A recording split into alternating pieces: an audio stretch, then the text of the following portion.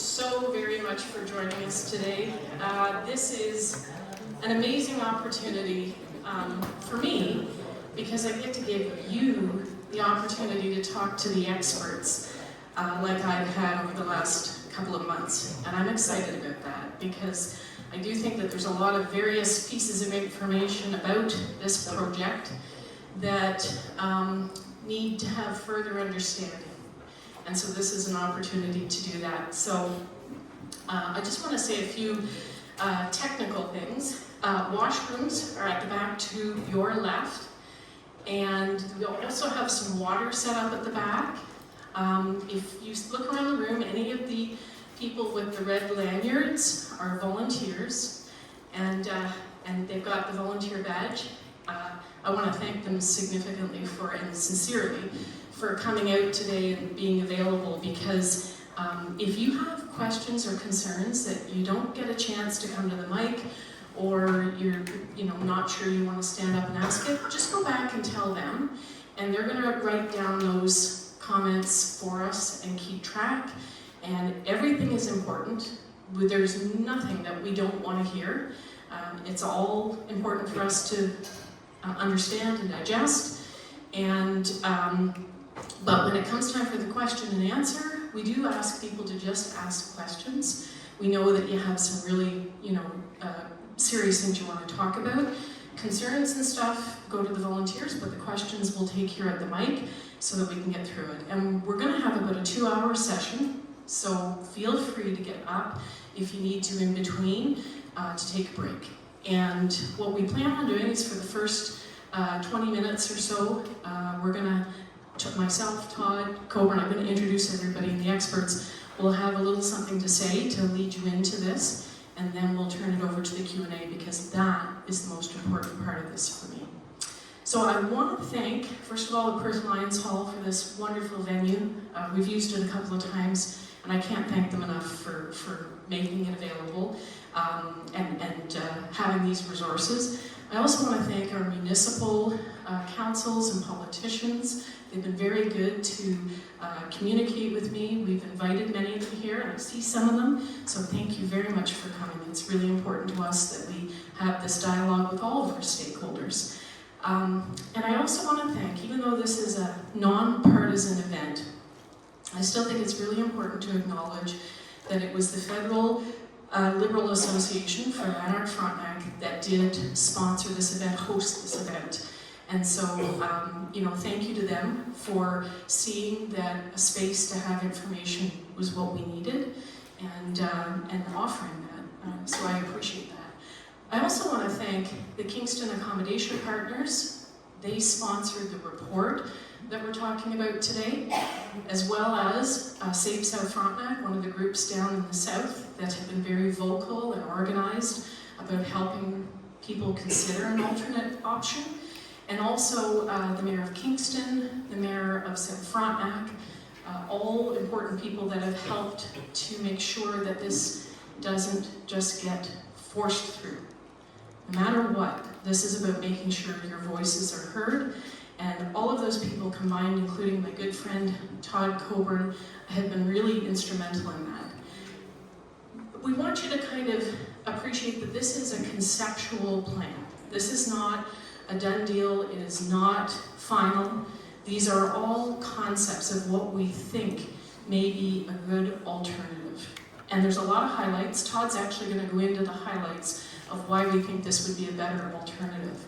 But I know that when I've traveled and listened to people from one end of this riding to the other, I have heard some very significant experiences that people had that made me feel we needed to do something. I talked with one lady who is in Beckwith, and she has a couple of children. One child needs to go to Toronto once a week. A stop in Kingston would be transformative for that family, where they could just drive down and jump on the train like they would, if you were driving to Oshawa or Whitby and going into Toronto via the GO. I've talked to economic development people down in the Brockville area who have said, would you believe that we had international investment opportunities, and because it took the representatives of those companies over a day's travel time to get to Canada and Montreal and get down to where we were, they kind of threw their hands up and said, it just takes too long to get here, we're going to Boston. And we can't look at this issue in isolation. It has to be looked at in the context of what the world is today. We suffer and we are experiencing the impacts from the tariffs from the states, from sovereignty risks, and we have to respond accordingly. The Prime Minister has said we can do more for ourselves than anyone can take away. And this is part of looking at this situation from that perspective. We want leaders, and this is what I've heard as I've gone through the riding, that look ahead to the future, whether it's the next 50 years or 100 years, and make good leadership decisions about the investments that we would like in our country and how they will benefit us. Something that some people don't realize is that the closer you are to one of these corridors, the more funding you get for housing. That could be transformative to this area, an area that is very much in need of affordable and geared to income housing. Infrastructure can be tied into this. We can look at ways of connecting our northern communities and our southern communities. And we can look at doing things that mean that we're not isolated. And what you're going to hear today is that more and more so, because of the hurdles that we've faced with the existing Via Rail line, we are becoming more isolated. And so I think if we all kind of, we can't disregard the impact it has on people, and please don't think I'm saying that. But we do have to walk into this discussion, I think, willing to have an open mind and willing to look at the possibilities, as long as the people who it affects are treated with respect and dignity. And that includes our agricultural community, our maple syrup producers, our communities themselves, landowners. They're all important to this conversation. I proudly wear my Canadian beef pin. And Don Bedore's here. Don gave me that pin, and I'm forever grateful because it lets me show my support for that community. But there's a whole lot of other communities that are going to be affected. So thank you again for coming today. I'm very excited to now start the process, and I'm going to introduce you to our first speaker, who is Todd Coburn. Todd's a friend of mine. We met many years ago. Todd is a Kingston-based architect and community-minded advocate interested in the city building potential of high-speed rail for Kingston and Eastern Ontario. His involvement brings a local design, planning, and development perspective to the discussion, especially around how a 401 corridor route could better connect Kingston and nearby communities to a future high-speed rail network. So I'd like you to welcome Todd Coburn, please.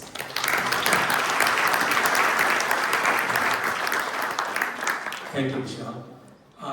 So initially, Alto's concept for high-speed rail was a northern route from Peterborough to Ottawa along the Highway 7 corridor with no stops. All right, fair enough. So although I thought it was odd that they were proposing a route without a stop in Kingston, I was comfortable letting our local politicians advocate for that because they were all standing up to do that. I personally became involved, however, six months ago when I realized that Alto had added a southern route option, but that it was not going through Kingston, it was going north of Kingston, through my community of Sydenham and through the Frontenac Arch with no stop in Kingston. So that made even less sense than the original option to me. And I was wondering why they did that, and I was determined to try to find that out and to do something about it. I realized after studying their maps, they're a very generic map, that I overlaid that on a more detailed map, and I realized that the route through Eastern Ontario exactly was centered on the former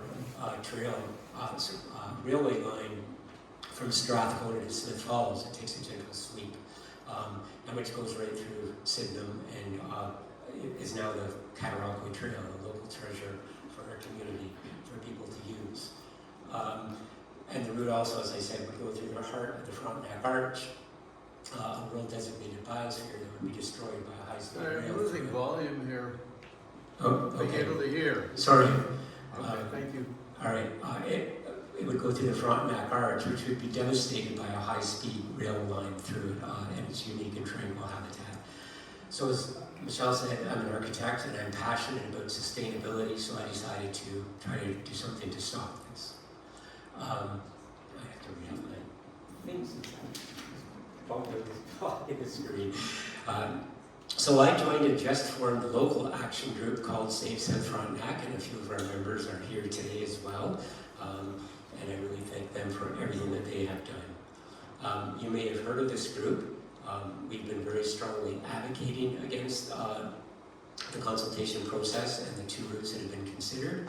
And we've garnered not only provincial but some national media attention in doing that. Some other citizens groups have been advocating for a new high-frequency rail as the better solution. But what you're not realizing is that high-speed rail is also high-frequency rail. And it provides the additional advantage of higher speed and higher ridership for about the same cost, which makes high-frequency rail a non-viable solution. Still others are simply saying no Alto, period. But the problem is that the current Via Rail situation is not tenable. Via are secondary tenants on a CN-owned freight line, and they do not have priority. And as our communities and our province grows and our industry grows, there is a significant additional pressure on that freight line to accommodate more freight, and that is increasing daily. And the PMO's office and the Major Projects Office has designated improving our economy for various reasons south of the border to sustain us as a priority, and one of those ways is to get all of those goods that we want to produce shipped more efficiently. So one way or another, Via is going to come off of the freight line. So if you have to build a new line, then the choice is either high frequency or high speed. And again, as I said, high speed is high frequency, but it's also higher speed and higher volume. So if you're going to pick up the new rail line anyway for about the same cost either way, you wouldn't build high frequency, you would build high speed. So as I said, a new passenger rail line is essential to improve both our economy and our connectivity. And that is why it's been designated as a high priority nation building project. And therefore, in spite of all of the advocacy against the high speed rail, in my opinion, we're not going to stop it.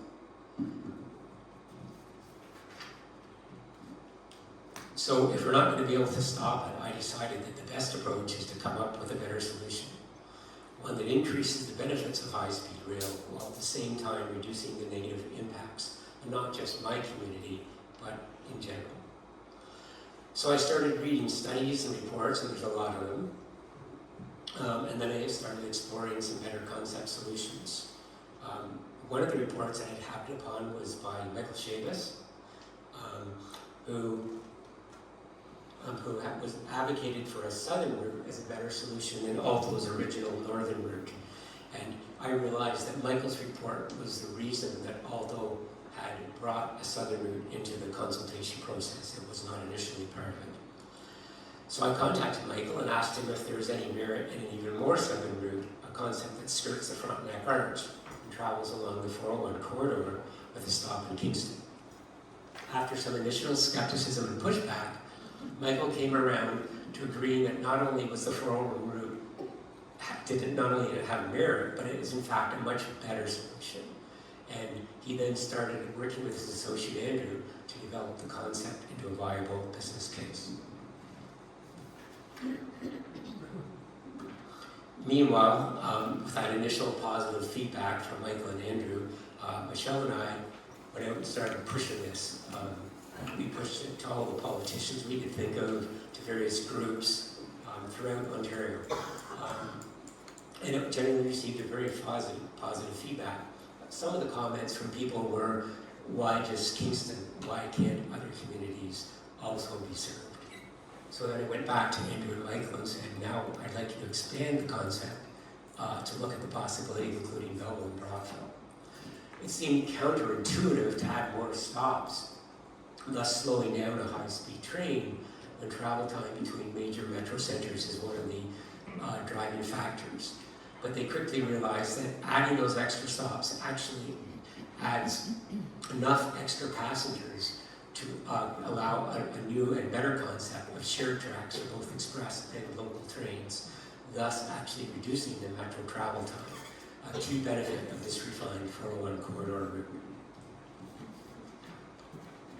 So the 401 corridor route is a better solution than either of the Alto routes, with advantages that include lower cost. Can somebody switch to the next slide? Lower cost, traversing mostly flat, open land rather than difficult Canadian Shield. Minimized impact on the Frontenac Arch biosphere, sensitive Canadian Shield and other sensitive Canadian Shield landscapes. The migratory paths are still an important consideration, and in the next more detailed stage, we intend to hold discussions with Frontenac Arch biosphere to ensure that that is successfully handled. Stronger regional transportation benefits through stops in Belmont, Kingston, and Brockville. Faster express travel times between Toronto, Ottawa, and Montreal. Higher projected ridership and thus higher projected revenue. Reduced expropriation impact by following existing infrastructure and concession lot patterns wherever possible. Fewer impacts on the rural road networks, farms, wetlands, lakes, and recreational trails. Avoidance of disruption to the Prescott-Russell Trail by following more closely to Highway 417 and avoiding that trail system. And stronger environmental benefits by removing more car trips from the heavily traveled 401 corridor. So I do want to thank Andrew and Michael for their hard work and expertise in developing this better solution, and I am going to let them go into the details.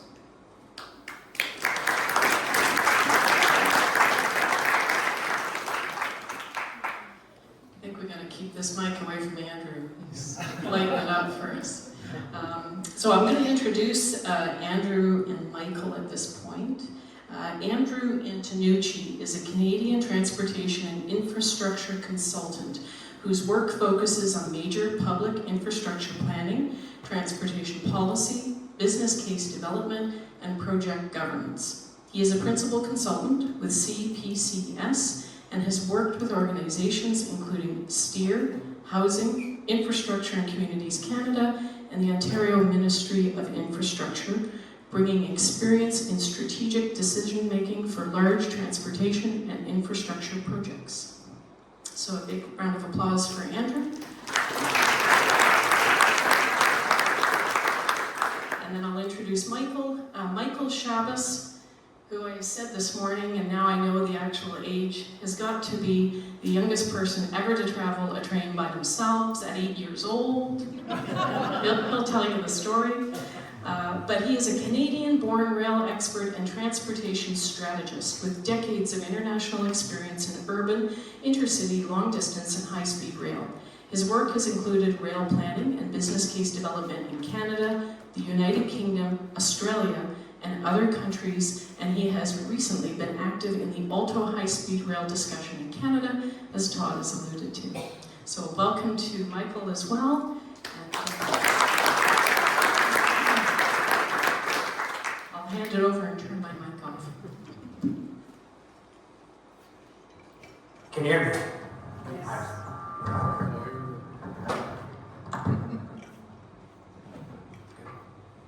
Hi, everyone. Feedback somewhere, not sure why. The game's really good. Can you hear me now? Yes. I didn't need the mic. Hi everyone, I'm Andrew Antonucci. Nice to meet everyone. And it's a pleasure to be here. It's not working, I can't hear you. You can't hear me? Yep. How's now? Yes. Better? So we're here today. Thank you, Michelle. Thank you, Todd. And thank you everyone for coming. Thank you for setting this up. Michael and I are independent consultants here, really taking the time to showcase what we think the viability of this route can bring and deliver to not only everyone in the corridor, but ultimately Canadians nationwide. So today, what we're going to do, this slide pack's very brief. I think we could bypass the introductions and go right into it. We're going to go over the consultation corridors, what we brought forward, and then we'll put it all into context. We'll put it identify who we're trying to serve, how we got there, and some of the metrics around the case for studying this further, as Michelle alluded to. Michael. Do you want to I'll interrupt the deck, sorry. So here we see Alto's consultation corridors, and many of you are probably familiar with this map. It's an extract from the website, and what we've done is we've extrapolated from these 10-kilometer bands, because we know this is not a high-speed rail path. This is it's a consultation corridor, as oblique as that might be. We know there's rail lines within these corridors that's being studied. And so, through the interactions with Todd, Michelle, and then we've also, been on the road a little bit with municipal engagement, we determined and found this new route.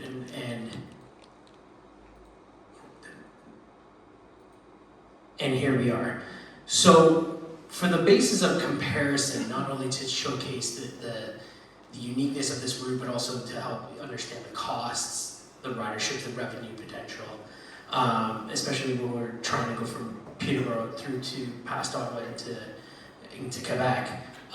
We inferred 3 routes, 2 through the Shield, which are the northern routes, the southern Shield, or the southern route, which is skirting the Shield, and then there's the green route, which is what we've come through.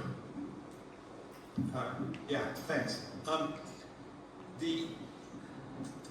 If you can see, the shaded blue is what Alta came out and said they were consulting on. And sorry, Alta said they were consulting on. This is a bit unusual. I have to say, I've been involved in a lot of rail projects around the world, and normally one comes out and actually says where you're thinking of building the railway, or the 2 or 3 places you might, and you might say, we like this one more than this one, or this one has this strength, but this one has this strength. What do you guys think? They chose not to do that. I'm not sure why. We also can surmise, now I was part of one of the bid teams, and I'm signed an NDA. I'm not allowed to tell you what the bid, and there's no way I would possibly know what the other 2 bidders came up with either. But in fact, the competition was meant to get 3 solutions and then to be able to pick the best, and that was a good idea. So this northern one is a direct route from Peterborough to Ottawa. Seems to be following power lines, actually, if you look at it.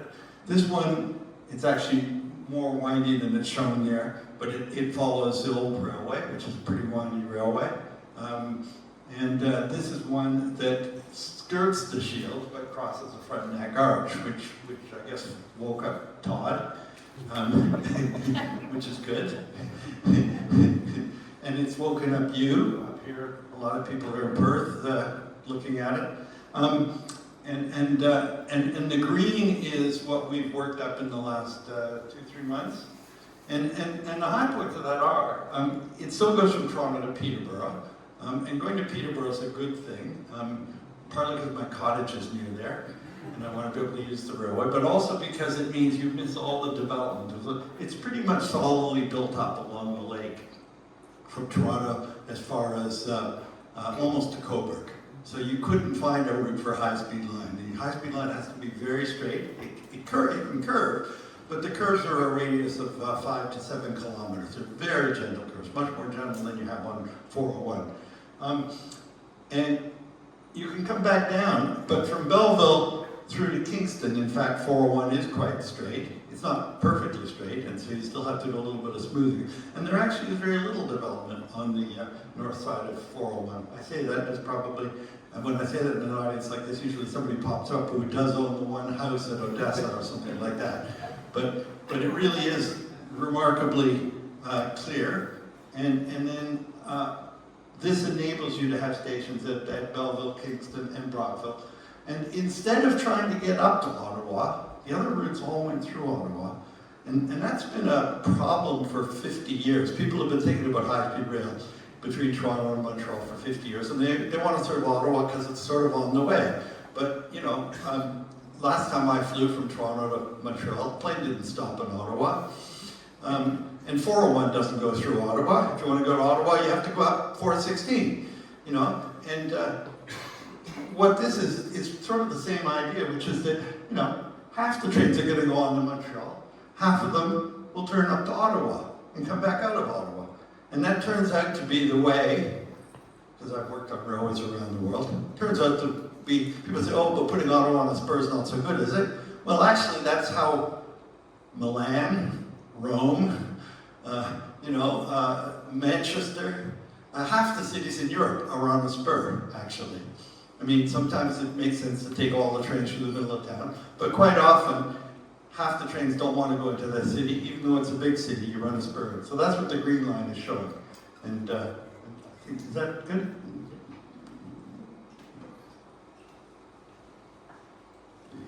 And with that, we want to observe Eastern Ontario in context. As Michelle alluded to, we view the high-speed rail as a catalyst for infrastructure, and we're really focusing in on picking up on the growth that's being observed that you see currently. There's a 5-year growth of over 180,000 people in the region, which has job growth, and it's further being accelerated. We're seeing that in adjacent infrastructure investments and defense.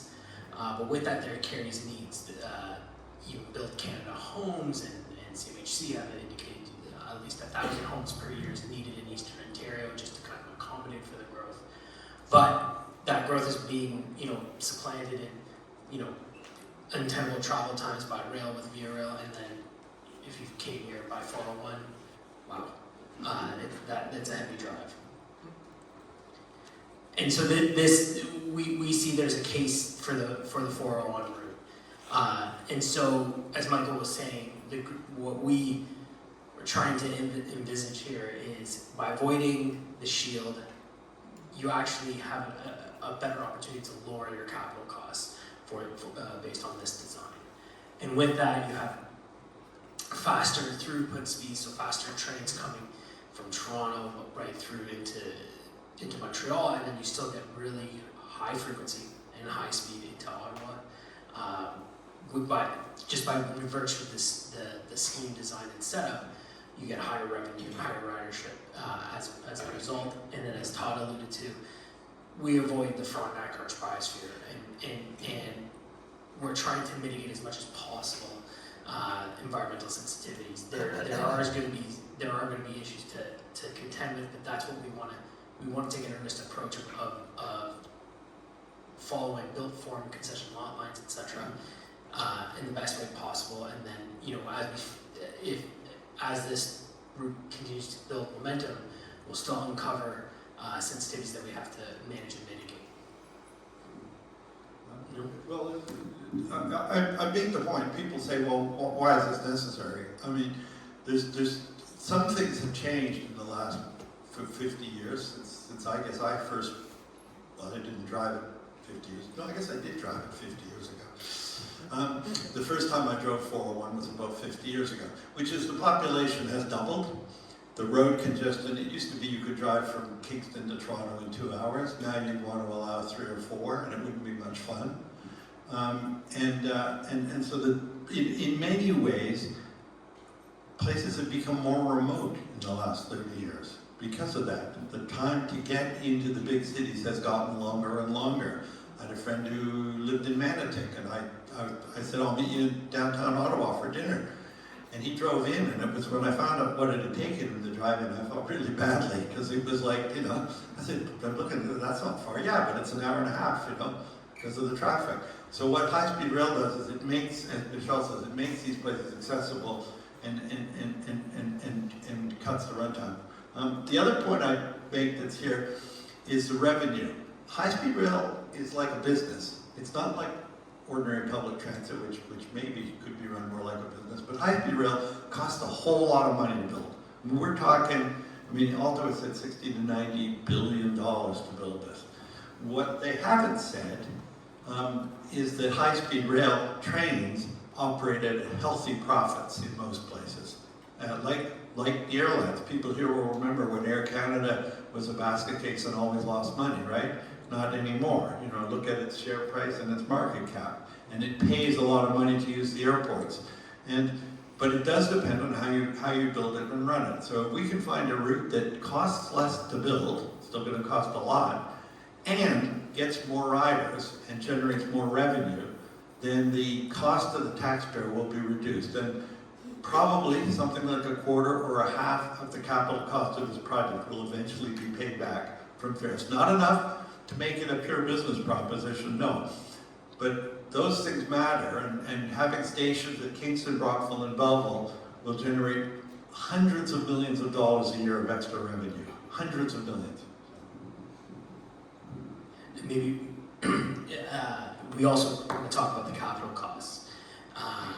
Once, again, bearing in mind that this is still a conceptual design, we still factor in an allowance between around 100 to 200 million per station. In the grand scheme of things, that's about 2% of the total project cost. What we're trying to do is uplift the access and the amount of people that take it and optimize accordingly. Maybe Michael, I like how you position. Okay, well, people have said, well, why didn't Devolta have a station at Kingston? I'm not sure, I can only speculate. Kingston's not a big place. Belleville's smaller, Brockville's even smaller. But on your left is the population, and you can see that the four intermediate cities, including Peterborough, are about 5% of the quarter population. But they're currently about, what number is it here, 19%? No, sorry, 24%. They're currently 14%. They're 14% of VIA's existing ridership in the corridor. And you say, how can that be? Well, people who live in smaller cities and towns have to travel more. People, most people in Toronto, well, they don't have to travel. Why would they have to go anywhere? They've got everything. But if you live in Kingston, I expect Perth probably doesn't have a big hospital here with all the treatments you can imagine. You got to drive for it. You got to go to university. You want to go to a hockey game. I mean, a real hockey game. So the chart on the right, you probably get better seats here, but the chart on the right is VIA's trip generation 2024. And that will be matched, roughly, with a high-speed rail line serving the same places. And so you'll see the growth. So the population, the ridership that can be generated by stations at Kingston, Belleville, and Brockville together is similar to the ridership that will actually be generated by Ottawa. Because although it's together fewer people, their trip generation rate is much higher and actually approaching what Toronto generates. So. And just to build on that, this graphic here shows the in scope what's called a catchment area. So this is what we see basically in terms of people within Peterborough, Belleville, Kingston, and Brockville, where the demand lies. So typically in public transit projects, it's within upwards of around a kilometer, maybe two of a station. High-speed rail is very, very different. We're going out all the way to Highway 7 in some parts. And you'll see Belleville, especially even in Kingston, and then you get to Brockville. All the way to Perth. All the way to Perth, Eastern Ontario. They're beyond Perth. Yeah. Because if you want to go to Toronto, how are you going to get to Toronto from Perth? You can drive, takes you 4 hours? Or you can drive down to Kingston and hop on a train and be there in an hour and a half. And that's the beauty of it. That's how we're drawing in the ridership. To Michael's point, you could drive from Perth, you could drive to Ottawa to go to Toronto. It seems counterintuitive, but you're traveling so fast, you're making up time and some.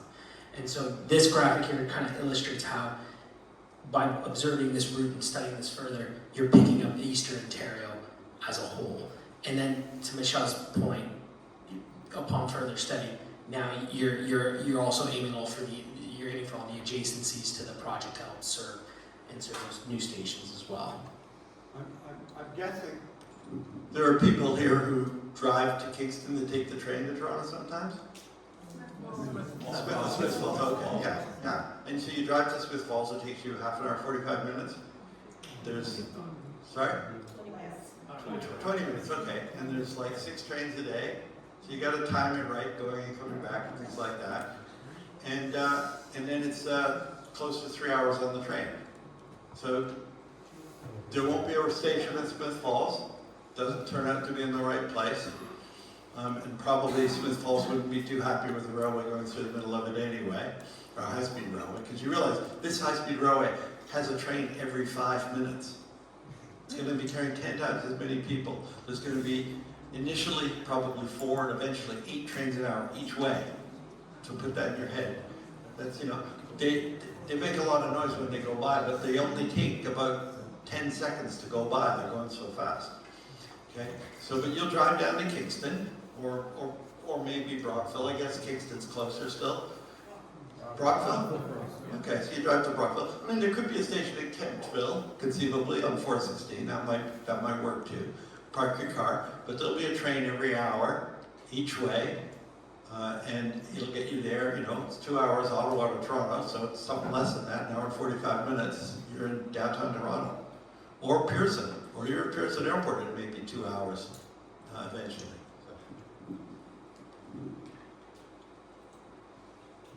And what Michael's alluding to now is the service design and proposition. So as Todd was mentioning, you know, high-speed rail has the ability to be both carry incredible frequencies and high speeds. And so if you look at Japan, there's this graphic here at the top. You'll see there's all these stations on the high-speed network, but 10 trains each hour actually only serve a handful of them. There's another train that if you want to pick up, there's 2 trains each hour, and so on and so forth.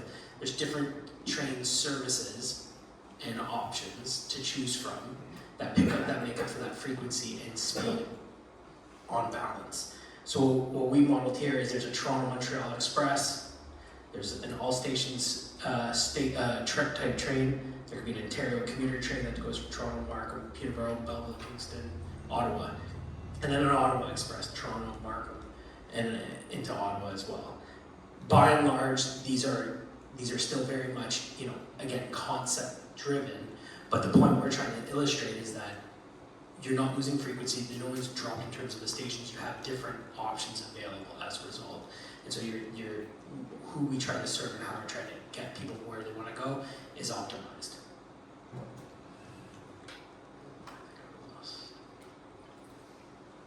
And this comparator is Ardennes in France and their high-speed rail system.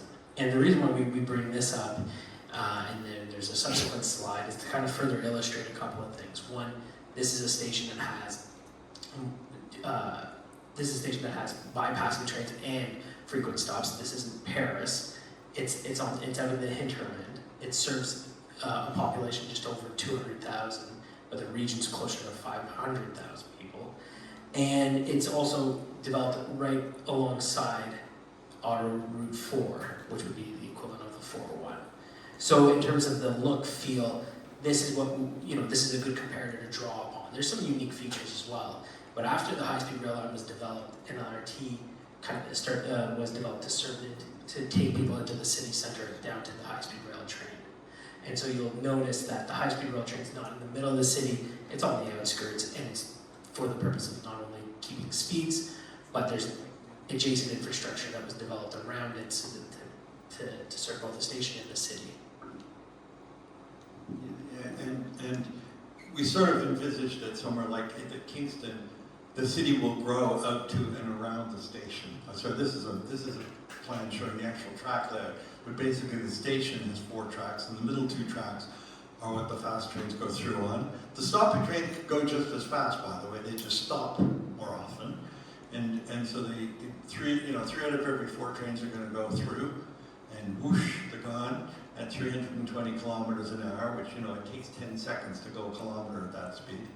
And 1 train in 4 will pull off to the side. It'll stop, the doors will open, people get on and off. Most of them will get in their cars. That's just the reality of it. Most people probably drove here. And they're sort of a bit more like airports. But they were building a light rail system anyway, as the city grows, and I guess as Kingston grows, they might want to build something like a light rail system or something like that. And in that case, it makes sense to hook it into the train station or camp. And that's what they did in Champagne Ardenne, where they make the champagne actually. Now, it takes us back here when you take that into consideration, the same stopping patterns, and what we're envisaging in terms of the station design. All of a sudden, the concept for the Green Line, that's how we surmise a faster, more optimized route. And this next slide here, we talk about these are a lot of the numbers that are underpinning the case for this, but we envisage a route that has a less capital cost. We're forecasting that between Peterborough and Vankleek-Hill, which is the access to Quebec, close to a little over $45 billion, but the net benefits take you positive, just because of the incremental ridership and the revenue buildup, over close to almost $20 billion in net benefits. So that's after the operating and maintenance costs. And one of the things, the unique components of this, is the way in which this scheme and the price points and the strategy designed to underpin and drive that ridership. As Michael alluded to, and there's a board there. Let's ask the question. Sure. Let's ask the question. Anybody here ridden a high-speed train in Europe? So how much higher do you think the average fare is on high-speed trains in Europe compared to Via's fares today? Absolutely. It's funny, you guys all know that, but the Via Rail people and the transport modelers have all assumed in their models that the fares on the high-speed train will be 50% or 35% higher. Now, the top fare will be. We will charge, or I would charge as much as I could. I charge almost like what Air Canada charges for walking at the last minute and get a nice seat by the window with lots of legroom for the business traveler. But for the leisure traveler, or with the risk you might be stuck in a middle seat between some Queen students or something, and you have to book a day in advance, it might not be $500, it might be $25, and that's indeed what it is in Europe. And those railways, they say, oh, well, that's because they're more subsidized, and that is not true. They make money, and the proof that they're being, you can go on and read annual reports of French and German railways if you speak French, but the other thing is that there are actually companies now that have bought trains that are competing, just like WestJet or Transat, to operate high-speed services in Italy, Austria, France. I started a company in England that did the same thing from London to Hull, and the trains make money. Not enough to pay for all the infrastructure, but they make a contribution, and that's a key thing. So when the Kingston issue kept coming up, I'm not sure what Todd, I called you first, or you contacted me. I think you contacted me, but one of the things I said was the mayor said, or maybe it was the MP said, Kingston deserves a station. And I'm thinking, this isn't like a new hospital or a school or a park. You do deserve a station, but more to the point is it would be a stupid business decision not to put a station there because you'll make money doing it. It'll cover, we mentioned the capital cost of $100 or $200 million. You'll get that back in 2 or 3 years from the extra operating surplus. It's just, it would be like, I don't know, running not selling coffee on the train, People pay, building an airport and not providing parking or having restaurants. And part of the feature here then is the price point. So we based on our modeling and what we've in our assessment, it was within the realm of possible to go from Belleville to Kingston for $10-15, and then you keep pricing accordingly.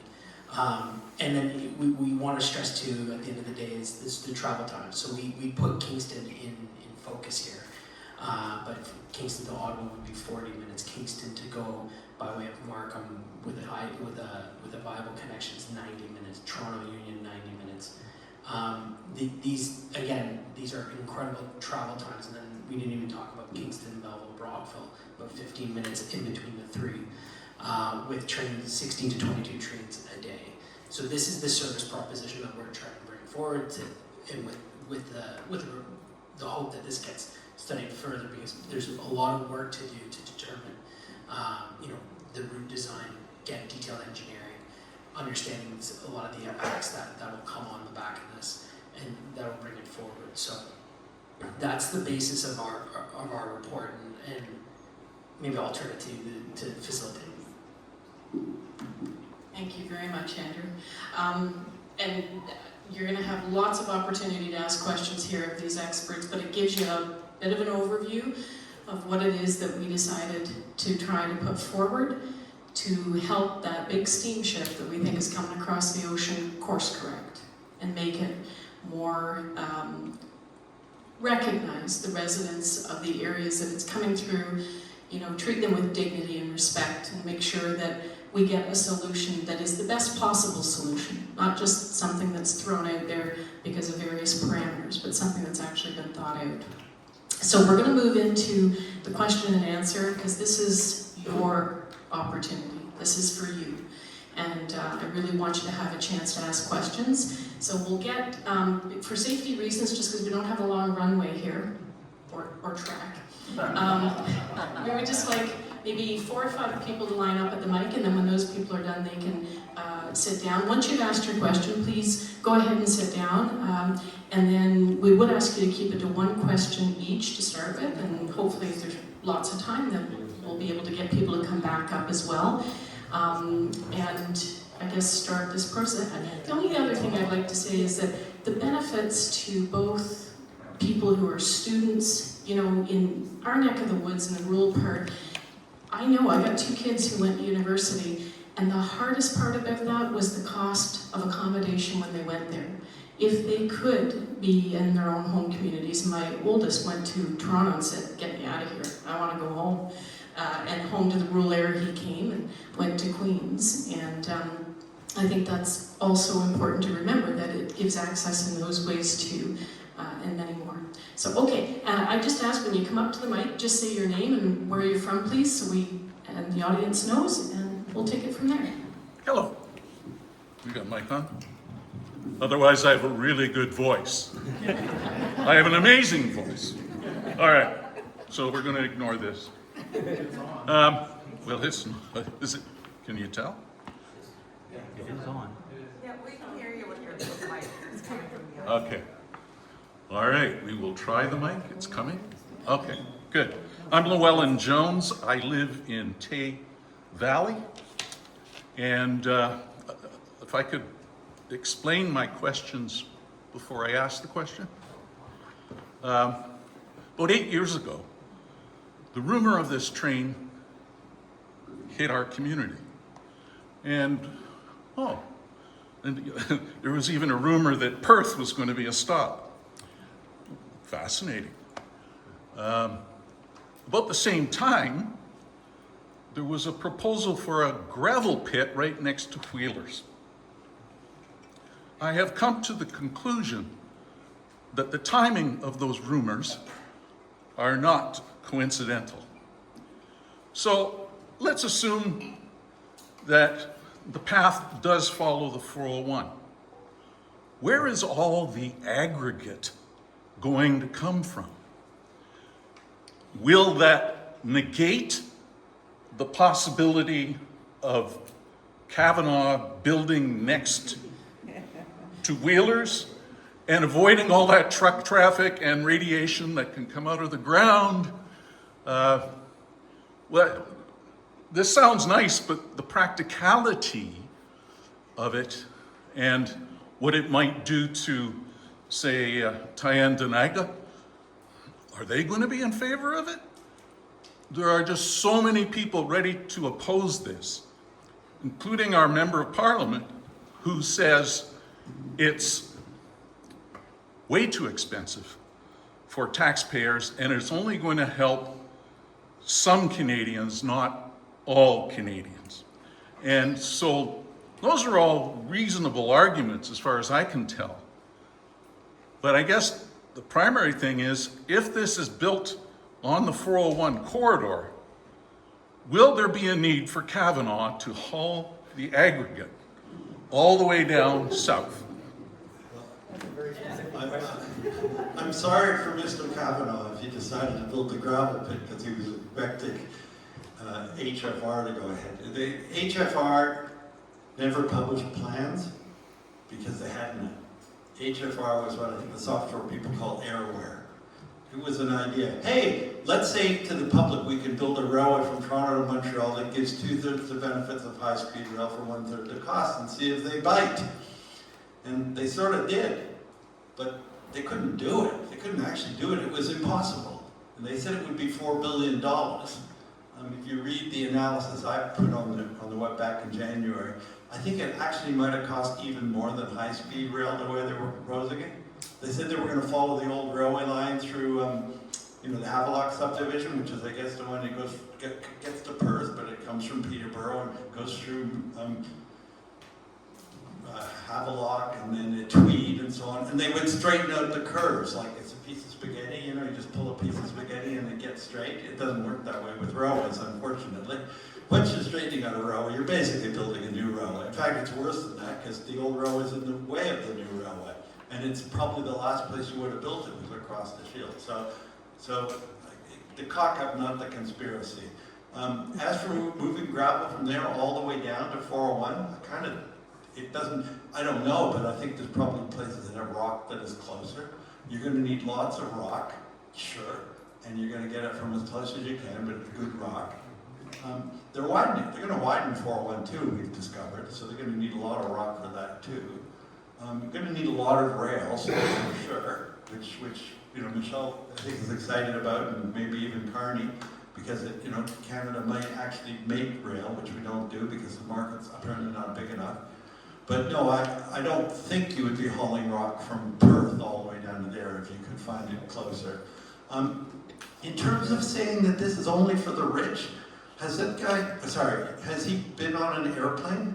Are airplanes only for the rich? That is the market this will be for. Yes, there will be business travelers at the front of the plane, front of the train, paying $500 to get to a meeting in Ottawa. But there just aren't that many people who want to pay that to ride on a train. Which is, I've been in the train business. We wish there were more. We make good money when we carry people on those fares. This will be like high-speed rail in Europe. The average income of the people on board will pretty much match the average income of the society.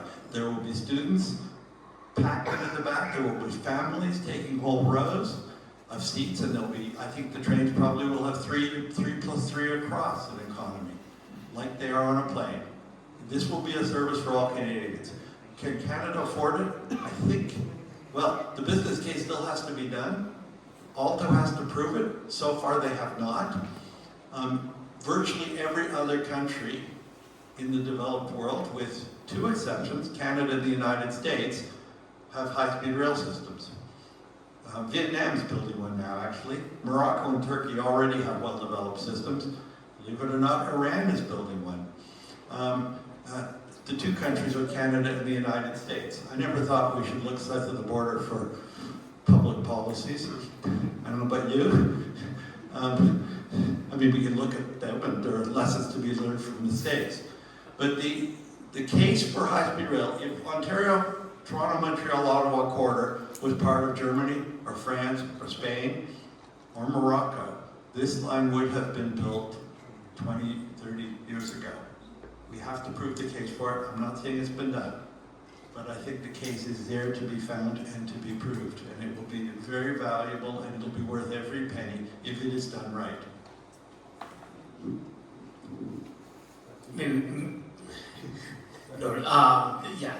we'll go to the next question. Hi everyone. Hi everyone. So I'm Derek Oliver. I'm with the Lanark Federation of Agriculture. Nothing in the presentation was mentioned about grade crossings. I'm not sure if that's something that's a part of your plan. Is that a possibility with land that's being spliced? Is our private property owners going to be able to cross land if a train goes through the property? Right. So generally speaking, we try to, when designing this, following concession lot lines is prime, and we acknowledge that there's going to be separates, but we try to minimize that as possible. Level crossings into high-speed rail train, they cannot happen. So where there's a roadway, where there's a road network, there will, and again, we're not Alto, but typically what you see in the rest of the world is there's new roadways, new underpasses overpasses, etc., are made to accommodate, because it wouldn't make sense to just dead end everything and it's not efficient. In fact, one of the things that we're trying to advocate on the back of this is to really think about as we start to determine the validity of this route in the court delineating where it's going to cut through, is understand, okay, there's a need to optimize the road network. That should be part of that discussion. If there's ways in which to improve, whether it be drainage, etc., there's opportunities to optimize there for that effect. Just to clarify, if the railway slices a field in half, it's unlikely that it will make sense to build a bridge just to link the field on two sides. Historically, if that happened with a freight railway, with a Canadian railway, the farmer could have a grade crossing. That doesn't work with high-speed rail. The corridor has to be fenced, and you have to go to a bridge. But the bridges are fairly cheap if you're building it out in greenfield environment. A grade separation along an existing corridor or in a city can cost you $100 million or more. You don't want to have to do many of those, right? A grade crossing where a country road, a concession road, or a line crosses a railway, $10 million. It's a fraction of the cost. The cost of this, just I'll throw some numbers out because I think the Alto people have it. They're probably uncomfortable throwing numbers around. I'm really comfortable doing it. You've got to figure $50 million a kilometer to build high-speed rail through a greenfield environment. Obviously, if you're in mountains or crossing a lake, it goes up. It can go up to 10 times that. But 50 million a kilometer is sort of rule of thumb.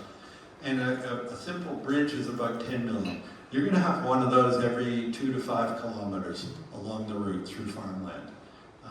That's not always going to be in the right place for some farms and some fields. You may be renting a field down there and you have to do a longer route, and we realize that's a problem. Sometimes there are swaps that are done. People swap them. I mean, if your farm's over here and you're renting fields that are over there, and it's a 5 kilometer trip to get there, that's a real pain. You're going to want to rent something on your side of the tracks. But school buses, garbage trucks, emergency vehicles, we got to protect those routes. And it doesn't cost that much to do it. As I said, a bridge is 10 million. You have one every 2 kilometers, that's 5 million a kilometer. Your budget, let's say 50 million is the cost, it's a pretty small part of that. As indeed is the cost of buying the land, $1 million or 2 a kilometer. And the key, I think, Michael, is that it's about stakeholders and having stakeholders at the table. So these consultations, as what I've heard from Michael and Andrew, is that as this goes on to the next phase, this isn't just the end of the consultation. This wasn't the one and only. After that, when they go through each of the communities to try to figure out what is the best route, they then meet with municipal stakeholders and economic development stakeholders and agricultural stakeholders to make sure that the routing that's being proposed is the best that it can be, that we're not leaving anyone behind. Hi, I'm Jeff Bell. I'm from Rideau Ferry. Just a little bit of quick background. My brother, who's a civil, other roads engineer, wanted to be here, and that he can't be here as well, or either. And I'm a mechanical engineer by training and experience. And when the both of us read your report, and it's, it really changed my mind on a number of things. But one of the things that just jumps out is the idea that you're going to be building, the 401 corridor for I think the numbers of $5 billion, maybe, the $10 billion, lower than either one of, either the northern route or, the southern route. And really just wanted to ask you if you guys could expand upon that just a little bit more, because intuitively, with all the road crossings and all the stuff down in the population areas, it typically takes a lot more money than it does to build, quote unquote, the greenfield. And it's not that I'm doubting your numbers, just asking you if you could just provide some more information on that. We're not building it in the 401 corridor. We're building it next to the 401 corridor on the north side. We're not always following 401 because it does have a few kinks, but basically Alto, because it's not us, it would be Alto. We'll be buying a 30 or 50 meter wide band on the north side of 401.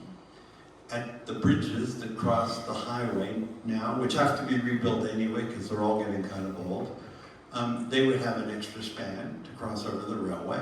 If you have the internet, which probably most of you do, go onto Google Maps and look at the A1 autoroute north of Paris, which was built actually before they dreamed of high-speed rail, even in France. They built the autoroute, I think, must have been in the early 60s. They've rebuilt it a bit. And they put tracks right alongside it for the high-speed line that goes to both to London and to Brussels, to Lille. And it's, you know, a lot of places where it's the same bridge, some places where it's a separate bridge. Compare that with going along an existing rail corridor, which is a nightmare, because if you follow the existing rail corridors, you have little communities all along them, scattered along them. You've got silos, you've got sidings. That freight railway is really important to Canada. You know, there's more ton-kilometers of freight carried on the CN line between Toronto and Montreal than all the rail freight in France.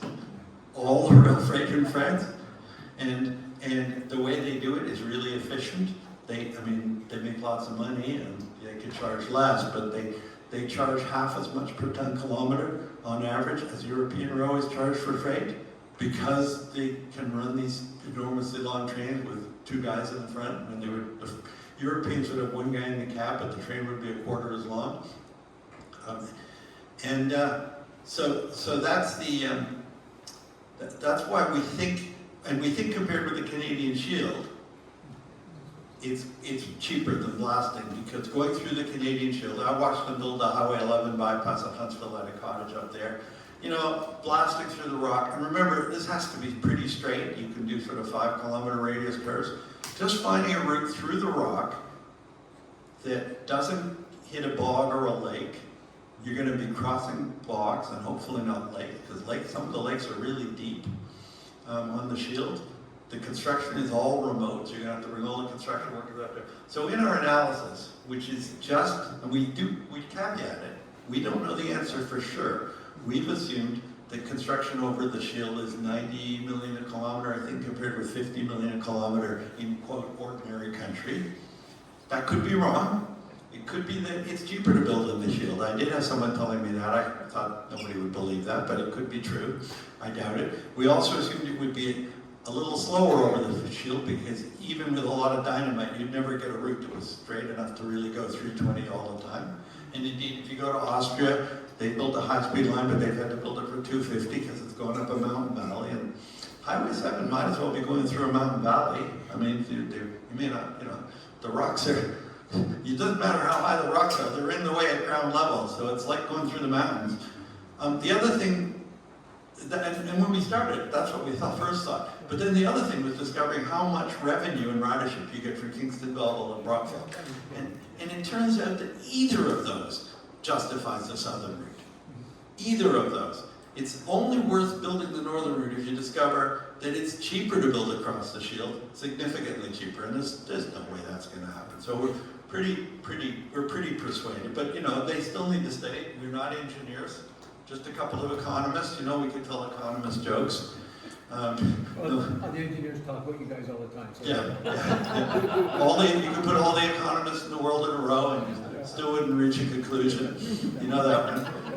But the other one is there's three kinds of economists in the world.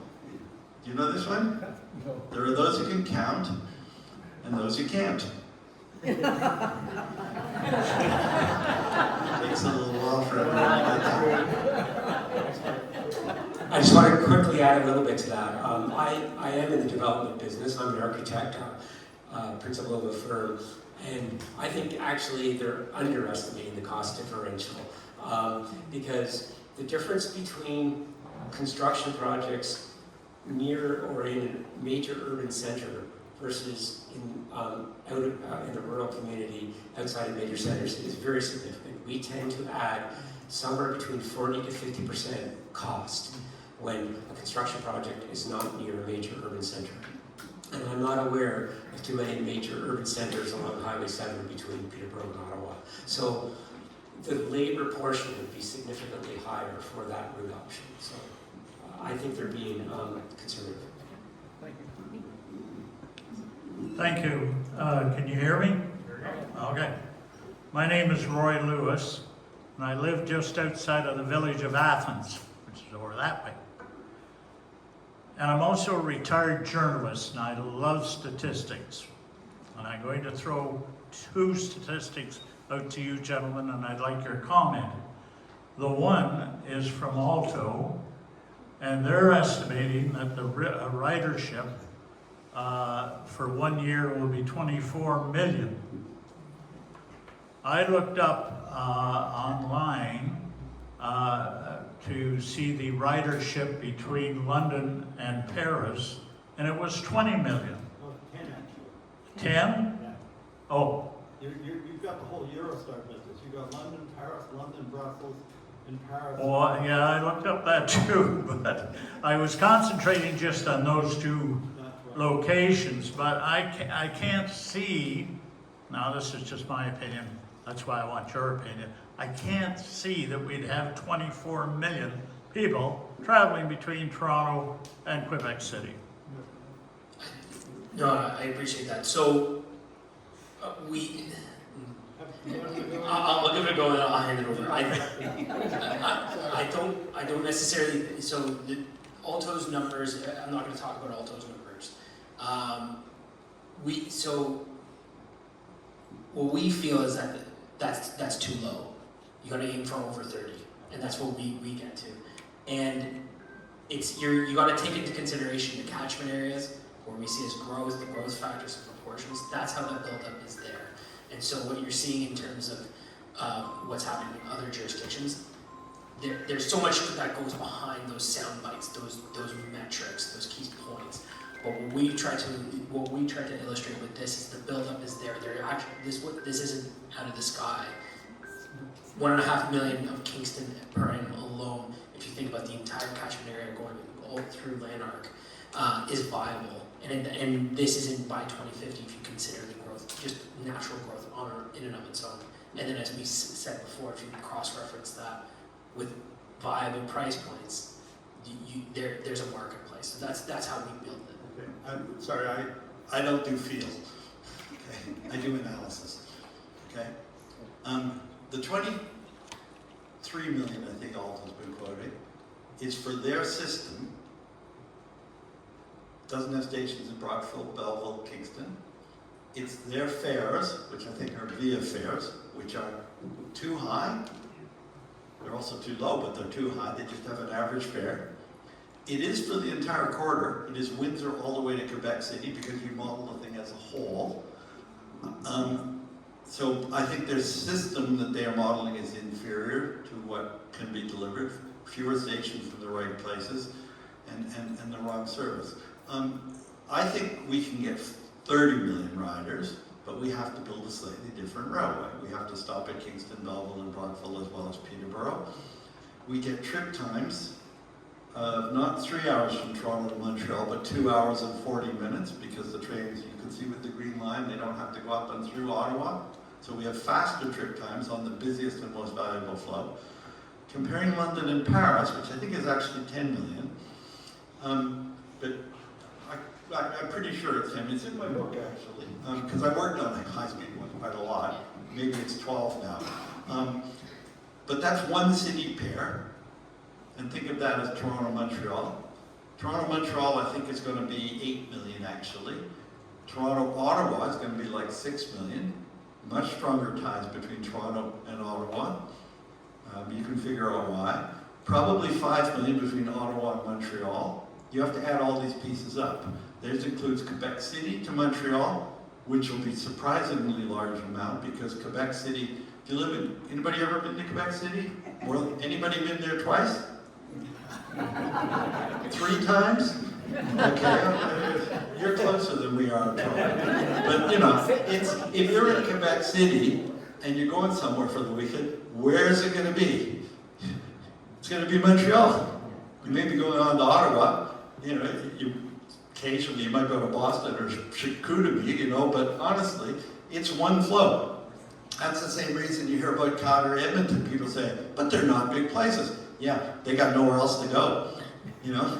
We want to go to another city for the weekend? Well, you can get on a plane or you can take the train Calgary to Edmonton. And that's how you have to build up the ridership. I got some other checks which maybe will help. France has got 60 million people. They have car ownership just like here. They have better roads than we have here. They have tolls on them, but the tolls aren't very high. Have anybody driven on a French auto route? Those roads are to dream of, right? Canada, someday Canada might have roads like that. Cost you $10 or $15 in toll, but you know, there's so much better roads. They get 120 million riders out of 60 million people on their population. So that's 2 trips per person for everyone in the country. And you know, the TGV system's great if you're going from into Paris, from just about anywhere. And it's great if you're going from some places to some other places sort of via Paris. But if you're going from the southwest to the southeast, it's no use at all. You have to go all the way up to Paris and all the way back, which actually can be still faster than going across, but driving is going to be competitive. If this entire system is built, and I think the next slide, we have, I said this is the system that we would have if we were part of France or Germany or Spain or Morocco or Vietnam. And I think, you know, with the help of the government, maybe in 30 years that's a system that we will have in Ontario and Quebec. And in that case, I think you'll see 50 or 60 million riders, not 25. In 30 years, I won't worry about it. Me neither. If I could just add to that, the last comment I think was actually one of the best, because in talking with other people about this, one individual said to me, you know, I can see maybe 5-10 years into the future. Our kids can see 50 or 60 years into the future. We've got 2 kids, they're in their 20s, and they have no concept of owning a car. They've said, even if we can afford the car, we can't afford the insurance. And yet, they love Toronto, they love Ottawa, they love those connecting points. Our oldest is in film school down at Queen's, but they don't like living there. They like home. And that's what we want to give our kids, right? We want them to be able to live in an affordable area, but yet if they need to get to those cities for work, be able to do it. I mean, at 15 minutes between Belleville and Kingston, you could live somewhere close to Belleville but still work in Kingston or vice versa. It opens up the job market. And as people get jobs, let's say in Ottawa or Toronto, who live in the Kingston area, and they start commuting there, that opens up jobs in Kingston, in Rockville, and Belleville. So we're shifting how we look at the communities and where the connections are and where the opportunities are, I think. Hi, is this on? Can you hear me? Yeah. I'm Sharon Musso from Beckwith Township. First of all, I want to apologize for my ringing phone. This was an excellent presentation. Thank you very, very much. It answered a lot of my questions, and I think that route makes a lot of sense.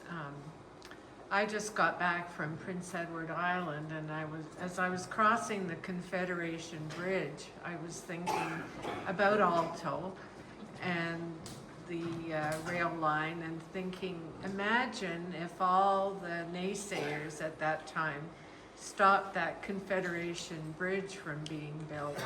And I mean, it's an absolute marvel, and what it's done for the economy for Prince Edward Island, you know, is absolutely amazing. So I just, you know, wanted to mention that. I want to thank Michelle for her leadership in organizing all of this. This project is going to happen, period. Any of us that think it's not, I think we're being naive. And just saying no to it, full stop, isn't going to accomplish anything. And I think the process here where the concerns of potentially affected residents are heard and listened to and dealt with, I think is such a positive and Canadian way to go. So thank you, Michelle, for doing that. My question is next steps. Like, how does the process move forward from here? Will you be working with Alto, or will you be making presentations to them? Just curious about that part of it. Great question, Sharon. What we've started If this looks like it's viable, and it is looking that way, it's looking like as we go around the riding, and not just the riding, we've been all across Eastern Ontario. I mean, the experts have met with Prescott Russell, MPs, municipal representatives, Rockville, Kingston, Belleville. We've really run the gamut at running this by different communities to see what they thought. And if it looks viable, our next step is to then influence and let the government know that this is an important course correction. Right now, we do have a petition up, and on the back of the cards that you received today, there's a link to that petition. Now, it is a Google form petition, and it's because we're looking to see what the interest is. We are at the point where we can easily convert it to a parliamentary petition, and we'll put it on the House floor. We wanted to float that first. We want to make sure we have our ducks in order and that we're not going off half-cocked. And so in order to do that, if you feel that what you hear you can support, I would ask you to go in and register for that petition. The information is not being used to just collect data, okay? We ask for an email address so that we can email you and keep you informed. My plan would be when the parliamentary petition rolls out, we'll let you know. And if you've signed our petition, then we'll say to you, hey, the link's up and running, please go sign the parliamentary petition, and away we go. It is a way that we can stay connected, and in this day and age, that can be tough. On top of that, I want you to know that all of your concerns have been taken up to the minister. This report, we met with the minister and about a half a dozen MPs, and we put this report in front of them and said, please look at it. One, they gave us the time of day. They've never closed a door on us. They've never told me to sit down and be quiet. They've never told me, and if anybody knows me, that's not an easy job anyway. Wait till tell you. But we, you know, I can't say anything but good things about the listening that has been going on. And I know we don't always see it down here on the ground, and we don't always hear it. And I think that's a function of having an effective liaison between Ottawa and here. And that's where I can tell you that we have their ear. They're listening. Many of you may know there's going to be an announcement on Monday. I don't have any information on what that's going to be, but I can surmise a few things. They don't come to Kingston to tell them they're not going to have a stop. So we'll see what happens and how it flows out. But if there is an effect, it's because of people like Todd Coburn and these experts and Save South Frontenac and all the groups that have said, we're not sitting down. We're not going to be told to be quiet, and we're going to raise our voices. And what you've done has made a difference. This is how democracy works. Some of you may know there's a program on TV called The Diplomat. Yeah. All right. So the first season, the husband goes into a room and does a speech on diplomacy. It doesn't work. Never works. You spend all this time talking and trying to convince people and working behind the scenes, and you talk and you put all of this effort into it, and day after day after day, nothing happens. Until all of a sudden, one day it does. And you're damn glad you tried. And that's what we're here for. We as a collective community can have a voice, and the way to do it is sign the petition, let your MP know. When you sign our petition, at the end of it, you get the Ministry of Transportation's email.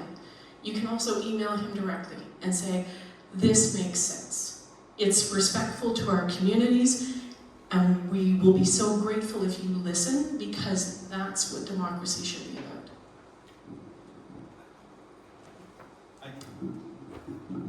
I can't resist the chance not to pitch my book about my time playing with trains in London. This is not, believe it or not, this is not the first time a major high-speed rail project, or indeed a rail project period, has had major design changes in this stage of the process. This is normal, what is happening here. It always, well, it doesn't always happen, but it almost always happens. And I spent 4 years working on HS1 in the UK. That's the one that got built, the one that goes from St. Patrick's, the one that is a success, not HS2, which I have nothing to do with, thankfully.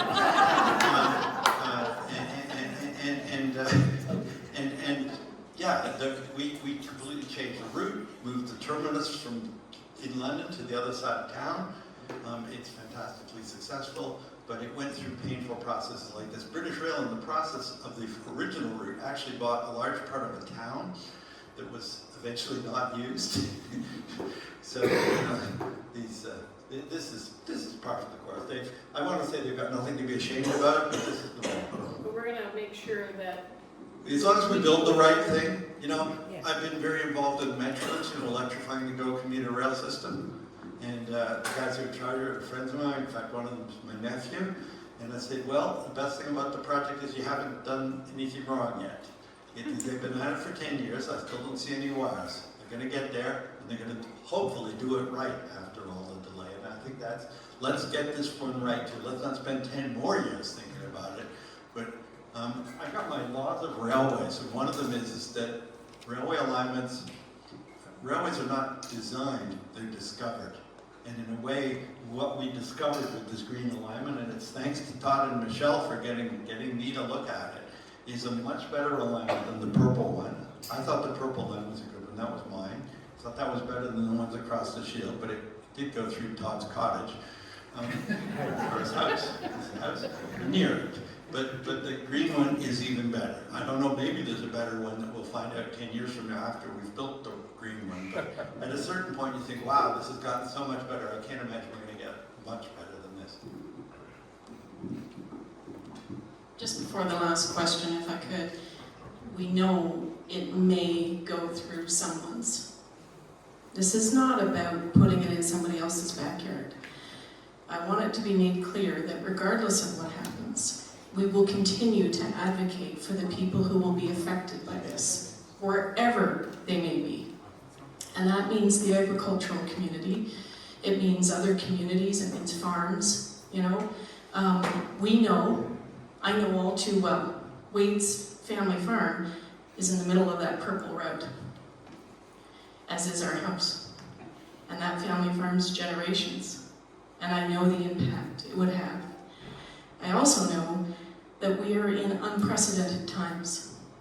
And when we are dealing with climate change, and we are dealing with a changing world order, we do have to call on people to sacrifice for our country. We're lucky right now. We're not asking for people's lives. But we do know that giving up a home can be just the same. And it is important it be done with respect and dignity, and taking the time to find if there's any possible way that we can avoid doing those types of situations. The previous person, my neighbor here, actually asked my question, but I decided to stay in line just to thank the group for putting a positive solution together to something that you didn't like. I can get behind something like that. And my question had been, were there any tracks being laid to this new solution that we're getting firm? And hopefully that's going to happen maybe on Monday. So thank you.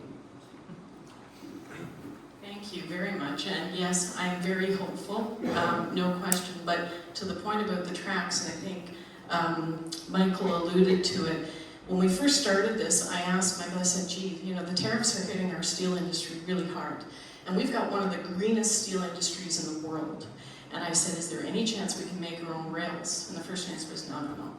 And then as we got going on this process, when the Calgary to Edmonton line got announced, Michael says, well, wait a minute. All of a sudden, you've got volume of product, and it might be possible that we can retool our steel industry to make the rails for this. That would be huge right now, given what we're faced with. And that possibility alone, as well as, like I said, the jobs, the hydro, the electrification. I've talked with the environmental groups, and one of the comments was, it makes no sense for us to run diesel engines. You're carrying your power source everywhere you go. Electrification changes that, and it means that we're no longer dependent on the Middle East or the United States, and that is important.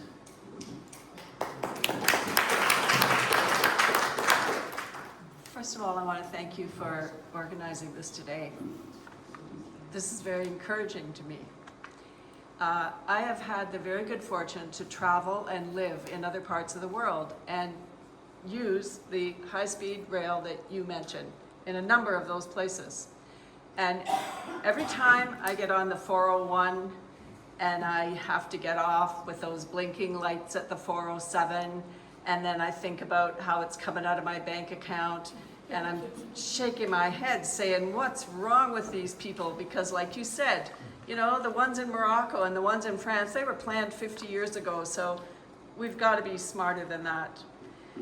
My second comment is I really have to look at the intelligence of the Alto plan. If they're thinking about Kingston being a sleepy little university town that doesn't require or demand any kind of consideration. You know, it has two world-class universities there, Queen's and the Royal Military College. And when you think about the students, the staff, the professional visitors, and the families that come into Kingston every single year and don't have good access to Pearson Airport or Ottawa Airport or Montreal Airport, and they're coming from everywhere. They're not just coming from Hamilton and North Bay. That's not like it at all. They're coming from all over the world. And that this plan includes Kingston, like I said, is very encouraging to me. My question, who will control the final pricing for riders? Because when I get on the 407 and I think about the nightmare that's gone on with pricing on using the 407, I really would like to know, yeah, my ticket's going to be $17. Okay, good. And it's going to be $17 in 3 or 4 years. Yeah, that's it. Maybe in 10 you might have to raise the price. That's the kind of thinking I can manage. But to say it's owned by these people and then it's going to be sold to these people and then it's going to belong to somebody in Germany and then it's going to, yeah, that's just not good. So the intention is, as I understand it, having been a bidder, is that Canals, which is this private consortium, sets the fares and takes the risk of what it costs to run it and decides how much to charge. And I think that is actually sort of the right way to do it, but there need to be some guardrails put in there. And what you actually want them to do is to maximize both the revenue so they can pay back the cost of not, because somebody's got to pay for it, the taxpayer or the passenger. Probably better to have the passenger pay than the taxpayer, in all fairness, and these things are expensive. But you also want to maximize ridership. You don't want the trains going around with empty seats because the fare is too high. And the airlines have gotten really pretty good at it over the past 20, 30 years. People don't, maybe they don't appreciate it. Fares have gone up recently for various reasons. But you know, you're flying around the world for half of what it cost 30 years ago and a quarter of what it cost 50 years ago. If you think about it and look back and remember what you used to pay when you were a student and when you were a kid. And but the airlines are in a competitive market. This is going to be a monopolist. So this is where the economic theory gets in. They are going to behave differently. They are going to price it at a point with less riders to get more revenue. And that's bad. So we need to get them down from that. And in fact, if you look at European high-speed railways, until recently, the Spanish high-speed rail system actually had very low ridership. They were running 1 train an hour between Madrid and Barcelona, and they had quite a high fare because the trains were all run by actually the government, state-owned railway, but you can be state-owned and still behave like a monopolist without the public interest. The French railways clearly have more of a public sector mentality, public service mentality, and we're charging much more dynamic and varied fares. So that's what we want. And there are ways, I wrote a paper that's, you can get to it on my LinkedIn page in January, and I advocated some form of regulation based on the average yield, that they should be required to keep the average yield below or at the current level. And the idea of that is if you can sell first class tickets for $1,000 between Montreal and Toronto at the last minute of business travel, good, we want to get their money. But you then have to sell 20 seats at $5, you know, and I know how you do that, is you call up the local schools and say, you want to take the class to Ottawa next Tuesday? You know, $50 for the lot of you. But that's what we need to do. Now, what you do know is that in a properly priced system, you won't pay more than you're willing to pay. sounds kind of trivial, but it's true, right? And, you know, using 407, no one made you use 407. You're No. kind of annoyed, but it did get you there, and it wasn't crowded. They didn't do a perfect job of it, but you know, I'd rather pay a toll most of the time and get where I'm going than be on a free road that's not moving. So you know, Well, after you sit on the 401 for 6 hours at a time, not knowing when you're ever going to get to Yeah. where you're going, Yeah. that's a very easy choice. well, the French toll roads also have a good balance. Most of the autoroutes in France are tolled. The tolls are not generally as high as they are on 407, and they're great roads. I don't know, I've never been stuck in traffic on the French autoroute. I'm sure it happens, but Okay, thank you.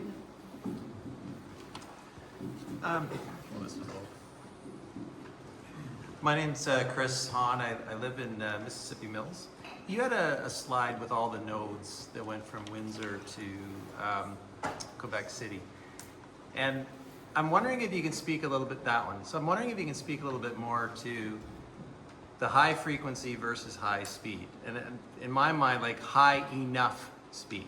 Why is it that you need a new route, just to speak to this? And Todd, you mentioned this in yours, like high speed is high frequency, but why is it we can't use existing corridors with dedicated tracks? Why is that not as cost effective, or why is that not less disruptive? I am struggling with figuring out why. I gotta pick apart what you said. Sure. Existing corridors, but with dedicated track. Yeah, So you're gonna put new track in the existing corridors.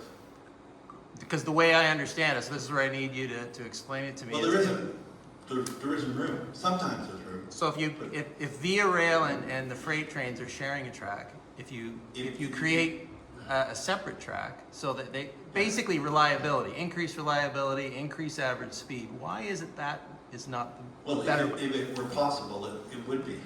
If it were Why possible, is it? So why is it not? I need to know why it's take not. a look. You've got Google Maps on your computer. Go and take a look at the rail corridor between Toronto and Montreal, and you'll find that there are places where you could easily add 2 tracks, and there's an awful lot of places where it would be really, really, really difficult because you're going through the middle of Oshawa, you're going through the middle of Cobourg. You've got buildings. But if you had to expropriate land for that purpose, but you have to do it for high speed anyway. Yeah. I just need to understand the Because cost the last place differential. you want to be expropriating land is through existing communities. It's Okay. much cheaper to expropriate land out in open country.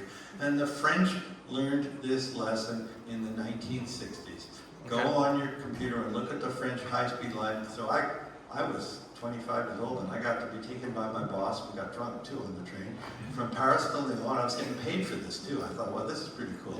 And we were in the cab of the high-speed train. Anybody remember riding conventional trains in France before they had high-speed trains? Always villages and towns all the way along, right? You know, those beautiful old 19th century stations. And we get on this high-speed train, and we're racing along at 270 kilometers an hour, I think. And I'm looking out the window, and I don't see anything.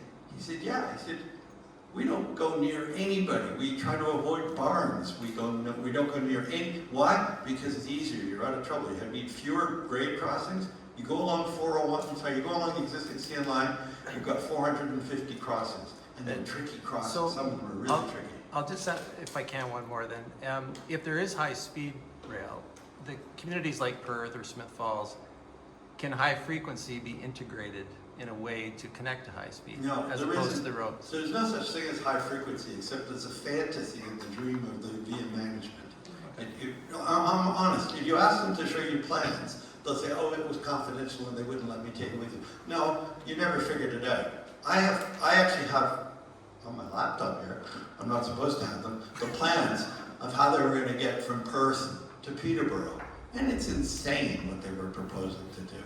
Okay, they were basically building a whole new road. There's curves along the route around, I think, Tweed, where the curves are 40-mile-an-hour curves. I said, it's not like spaghetti, you can't just straighten it out. So. But if I could, Michael, I think the question, sir, I think what you were asking when you talk about the integration of communities, there's more than one way to integrate these communities with that line. The first thought is, well, we do a north-south railway. Well, maybe. I mean, if you live down our neck of the woods, we've got the KMP, the old kick and push railway that goes north-south. but it's probably not a cost-effective way. What we can do is we can advocate to run electric bus routes. Routes that will then bring our communities, and there's other different options for it, I'm just throwing an example, right? But you've got to have somebody at the table to advocate for that. And this is part of the benefit. If we don't just say no, if we say we are going to come to the table and have a conversation, my conversation is, oh no, you don't get to do this without looking at us and figuring out how you're going to bring us into this.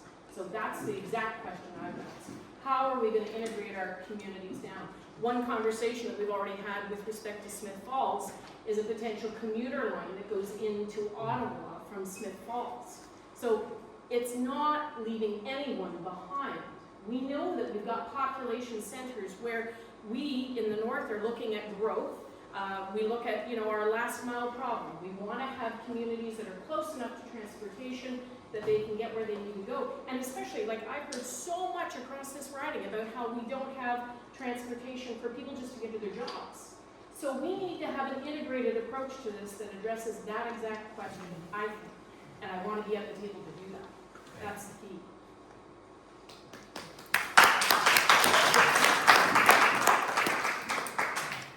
Hi, I'm Dave Batchelor from Perth. A bit along the line of what Michelle's just been talking about and the previous person up here. I'm not quite sure why there's so much emphasis on this. This has got to be a 320 km/h train because that will fix everything. I like a lot of the comments I'm seeing here and the alternate route, but is there not another potentially good option that it's not 320, it's maybe 200 or whatever number, but it provides a better service to all the places in the area. I feel especially strongly about the better service because I last week spent 12 hours sitting on Edmonton Station waiting for the Via Canadian to arrive, and it wasn't very comfortable. But it seems that there ought to be a more comfortable or a more compatible way to say serve a lot of these smaller places, get a good service, do the high speed along the suggestions here of not all trains stop everywhere, and see where we go from there. Is that a possibility? Put it another way, and Alto has said this, so they call it conventional rail, is almost the same price as going this fast, but if you go slower speeds at 200 kilometers an hour, you would run through the benefit. You protect it here. Look, if you could build a 200 km/h railway for half the price of a high-speed railway, you should buy it. But you can't. It doesn't exist. You can't design it. I'm sorry, I didn't mean to be so negative, but people have been, it started with this Via people with airware. I mean, the Star Trek transporter beam would put us transport economists out of business. If you remember Star Trek, we would just say, go there, beam me where I'm going, right? And you wouldn't need railways or anything. So I'm not worried about that being invented anytime soon. High-frequency rail is almost in that category. The idea that you could somehow run more trains between Toronto, Montreal, and Ottawa reliably over existing corridors without building new corridors they accepted eventually you had to build new tracks. Oh, okay. Is it cheaper to build new tracks on existing corridors or new corridors? It's actually cheaper to build new corridors. The existing corridors is the last place you want to try building tracks. Then you say, okay, what's the price difference between new tracks that I can go 200 on and ones that I can go 320 on? It's pretty tiny. I mean, if you don't mind having level crossings, you can save a few billion. Do you want to have 200 new level crossings with trains only going 200 km/h through them? Because that was a serious proposal from Via. They were going to have new level crossings with trains going 200 km/h. I think you're mad to be proposing that. You've got to have grade separate. It's got to be fenced. It's got to have a track in each direction, which means you got to have bridges. The cost difference between building it for 200 or 320 is tiny. Anybody here across the Atlantic and ever gone to Air Canada and say, I'm not in a hurry, why don't you fly the plane slower and charge me less? That doesn't work that way, because they say, no, actually, they don't do it in 6 hours because the business passengers are in a hurry. They do it mostly because it's actually cheaper to fly them that fast. And But I was thinking in terms of, you were talking about the amount of space it takes because the radius on the curve at 300k is several kilometres. The radius on the curve at 200 kilometres is a lot less, so that potentially could be less appropriation and so on. And that makes a big difference if you're going through mountains or indeed across the Canadian Shield. But I haven't noticed a lot of mountains along the 401 corridor. It's pretty flat. So, you know, there's no, if there was a reason why you were going to have to put curves there, they would. But most of southern Ontario, where we're going, it's pretty flat. There's nothing there that makes you need to curve. Generally speaking, you can do those 7-kilometer curves all the way from Toronto to Montreal without coming close to even a village, and without going through any mountains. So Michael, is it fair to say it's kind of like a decision tree? Like, once you decide that you can't put it in that existing corridor, because as it explained, there's encroachments that have come into that corridor, making it the same proposition that you're going to have to expropriate only more houses than what we're talking about. And that concerns me, you know. People's houses are their homes, and to do that would be very upsetting. So if you accept that, and it has to go into a new corridor, the cost is basically the same. Yeah, I didn't say, in 2011, VIA actually hired me to take a look at their plans, which was when they were starting to develop the HFR idea. And they just wanted new tracks actually to cut off the triangle because, you know, Smith Falls down to Brockville is kind of the wrong way to go when you're trying to get to Toronto. It's sort of, you'd rather cut the corner. They said, what if we just built tracks from Smith Falls to Woodburn? That was the idea. And I said, okay, so that would take 20, 30 minutes off the trip. It would cost you a few $1 billion. Is it going to be electrified? Well, you can't electrify it if the rest of the lines aren't electrified. You're still going to have to have a diesel loco, and so hauling a diesel to go on the sand tracks. And the more I dug into it, I said, you know, you're never going to make an operating surplus with diesel trains. It's got to be electrified. So that's the first one. And then it says, and I need new tracks to run any kind of frequency to start paying for this capital cost. And then you look at the traffic demand. These are big cities. This is the population. So I said, this wouldn't just be a line that the Spanish or the French had built in the last 5 years. This is a line they would have built 25 years ago because of the volume. You say, you're going to want to run 4 trains an hour on this. It's a double track railway. Running with electric trains saves so much money on the O&M costs. The O&M costs are about 1/3 as much per seat kilometer as a diesel train, but you need new tracks. And then once you're doing that, well, you might as well fly the plane at full speed, you know, because it's, in fact, the cost numbers were such, because in the bid process, you know, the bidders were required to do both a 200-kilometer and a 300-kilometer-an-hour solution. I think that's public. The surprising thing was, and I couldn't possibly tell you. Sorry? It's public. No, that's an open secret because there were hundreds of people working on the bids. They had to do bids for those. And they wanted it so they could say what the difference was. So the interesting thing was the capital cost difference came down entirely to did you have level crossings and bridges or bridges? And if you decide, well, I gotta have bridges because it's 2026 last time I checked, and you don't generally build new level crossings in the modern world because it's kind of dangerous. And then the other thing was that if the trains are going 320 instead of 200, you need fewer trains to carry the same people. And if you work out the difference in cost, it makes up the difference in capital cost. The fleet saving pays for the cost of having slightly better rails, slightly better overhead wires. You know, as long as if the mountains suddenly appear in Ontario, then you know, that's going to be winding. And yes, it would be. It's like when I was on council, you know, I had a mentor that said to me, we've got so many roads in our municipality. Think of the cost of the gravel roads. Because yeah, they're cheaper, and you don't have to go as fast on them, but you got to take a grader over all of your paved roads to get to whatever gravel roads you still have. And it's a hard, you know, cost to incur, but you're far better to pave those roads than you are to leave them gravel. And it took me a bit to get my mind around that because it was very cost conscious for the taxpayers. But that is very similar to what we're talking about. Thank you. I'm Nick Martin. I come from Almont or thereabouts, and that railway may actually go straight through my farm. But I'm not here to talk about that. So which one? Almont. Just go The back northern to route, the not north yours, side. no, the The northern route. northern route. The original northern route. Almost everybody's. Yeah, exactly. I went through half the farms in- My point wasn't about my personal situation, my point is about environmental footprint and carbon analysis. I'm an infrastructure systems engineer, I have a PhD in engineering and applied science from U of T, and this is a very topical issue.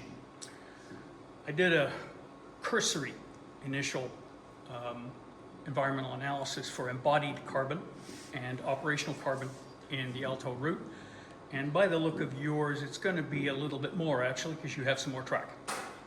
Not that much, but probably 10-15%. Now, the Alto people claim that their railway will displace the tailpipe emissions of 100,000 cars. You see it in the literature. The elephant in the room here is it doesn't matter how many cars it really displaces. The point is the embodied and operational carbon in this infrastructure will not be carbon neutral for 46 years, give or take 5. The question is, have you done a good LCA on your system? Have you done a comparative analysis? Because I think that will be important. And are we still putting our head in the sand to say trains are environmentally friendly? Because they are not. So, this is interesting. Sorry, you obviously know what you're talking about, so this is interesting. I'm assuming the carbon saving comes down to the question about were people driving, what if they were driving electric cars anyway that were powered from hydro? You know, so to me, that's not a big difference. Most of the people riding this would have otherwise driven in a car, but it might have been an electric car.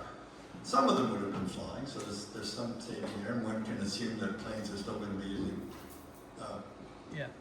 It was a full intermodal analysis, by the way, so displacement of air travel and we did the analysis as a bidder, and I think it was something like 2 million tons of carbon eventually, but I didn't believe the number.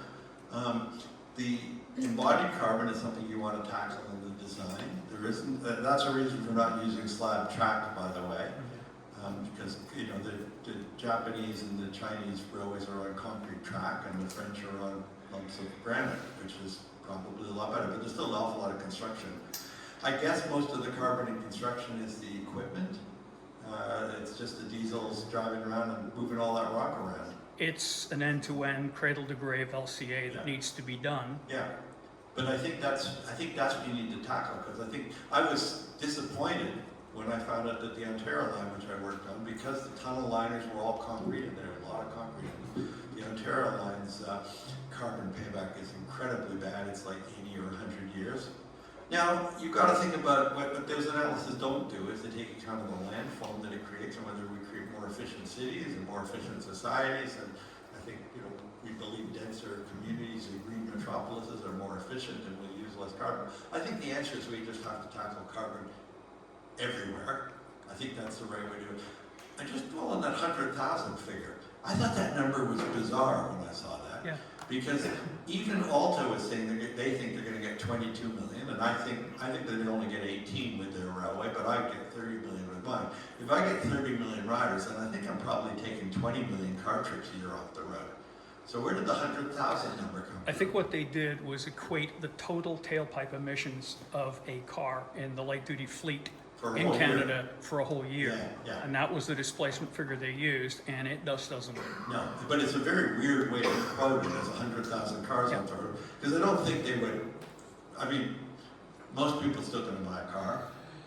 The end analysis is, I think we have to be honest about the actual carbon benefit of railways. It's going to move us faster, it's going to enhance business and all sorts of great things. But let's not lie to ourselves about what the carbon footprint benefit is going to be.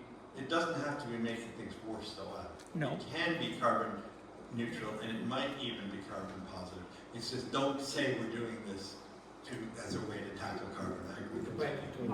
I would like to argue, though, that if you're comparing, go back to the basic assumption that we need to solve the freight via issue.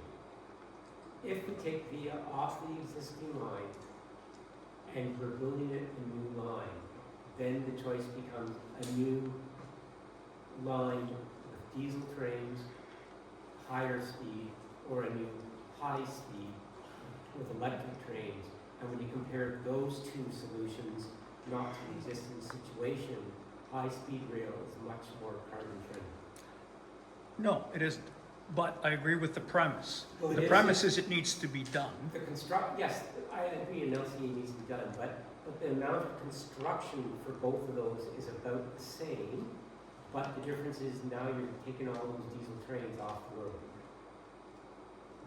As far as I know, neither of the high-speed options were diesel. They were electric, right? No, but I'm saying if you're talking higher speed versus high speed. I wasn't arguing that. The high-speed No. is the only way to do it. These guys have done a great techno-economic analysis for a pair of Sorry, economists. I haven't talked about going back. Via's plans until around 2021, 2020 were to be diesel trains. Yeah, They that claimed- wouldn't work. They claim they were dual mode. You know how many places have actually made dual mode work? That's something else. You know that, but they were. I mean, they are making work now. But the idea was that they would be dual mode, and that was like. The Swiss did it, but that's more about it. fancy. Well, they have them in Britain too now. But that, no, you're right. And building a diesel passenger railroad really wouldn't have been terribly good for the planet. But whether an electric one is good for the planet or not depends on how we do it, and it also depends on how we build around it and what it does to the built form of it. And to Michael's point, this is, so I understand how Alto did it. It's different. And I think even in one of the consultations, someone brought that was a comment, like how did you get that life cycle analysis? So that's the full endpoint over 60 years of body, including the cost of carbon emissions during construction. But like Michael said, if it's in the art of the possible and understanding that the net benefits of how these cities, build around it. But so what we're hoping as a tangible next steps is to further, we still have to get that detailed engineering done on this. I'm monopolizing everybody else's time. Yes. It's probably not time to discuss transport-oriented design, but it's an important element. Thank you. Just one more? Yeah, and actually, I'm just gonna let people know we're at 4:22. So I think this will be our last question, and then we'll kind of do a little bit of a wrap-up, but we're not going anywhere, or at least I'm not. I'm gonna be here for a bit after if people do have questions, but you go right ahead. Okay, thank you. My name's Paul Bellinger, and I'm from Drummond North Elmsley. And the question that I have is, it's sort of been alluded to, but it wasn't really discussed. What about wildlife? Well, how are you protecting? I understand you've got a fence that's going up, but I mean, when you get a bear that gets in, breaks past that, and a train traveling at 375 kilometers an hour, you're going to make a mess, let alone the deer or bears or whatever. I'm more wondering about the wild turkeys. Yeah. So typically, high-speed rail, so there's fences, and barriers. But one of the things that we've committed to, and Todd alluded to this before, is this is part of that detailed design, understanding migratory pathways. And so we've actually seen and observed the work that's done with the Ministry of Transportation between Belleville and Gananoque for the 401 widening. And so I'm not saying that's exactly the same thing, but there's similar types of processes and mitigation tactics that are employed to help promote migratory paths, settlements of wildlife, etc. Observing those, and that's further down the road because those are considerations that need to take place. And we're still upstream on that analysis, but that typically comes later. If I could just add to that, so part of our conversations that we've had, and in fact, I'm not sure if how many people know, but after the last election, I started an environmental advisory committee that we've got people from around the riding to help us understand the environmental issues and the newest issues, the newest information that's out there. And we had both the Frontenac Arch Biosphere and the A2A, Algonquin to Adirondacks organization, come and speak to us about this exact issue. And what we heard was that right now, the Ministry of Transportation for Ontario, as part of the road widening for the 401, has actually given a huge amount of effort into finding out how to create modern day mitigation measures along that corridor. this then pairs with it and would be part of that same process. And A2A told me that they were very happy with the reception that they got at the ministry. They were very surprised that there was as many conversations as there were. Some of the conversations about tunnels under the 401 for wildlife and creating shelves to make it easier for the wildlife to traverse as they were going through there, things that I hadn't heard of. We've also been looking at some of the corridors out west where they have the wildlife passages, which pretty much look like green space, but they allow the wildlife to pass through under the corridor. There's all sorts of different things that I've been told about. And again, this is why we want the stakeholders at the table. Those are the people that would be best consulted to find out how do we do this as good as possible. So that's the plan going forward. But we gotta stay involved. This isn't a one and done. This is long term. We've all gotta stay interested, keep our efforts up at finding out and being apprised of the information. I'll continue to do what I can to relay that to the public, and we'll see where we go. But having experts like this, who clearly have the interest of the communities and the people and the wildlife, that it is part of their consideration, in my mind, is really, really important. So we'll see if we can get them to the table too. Any other questions? Oh.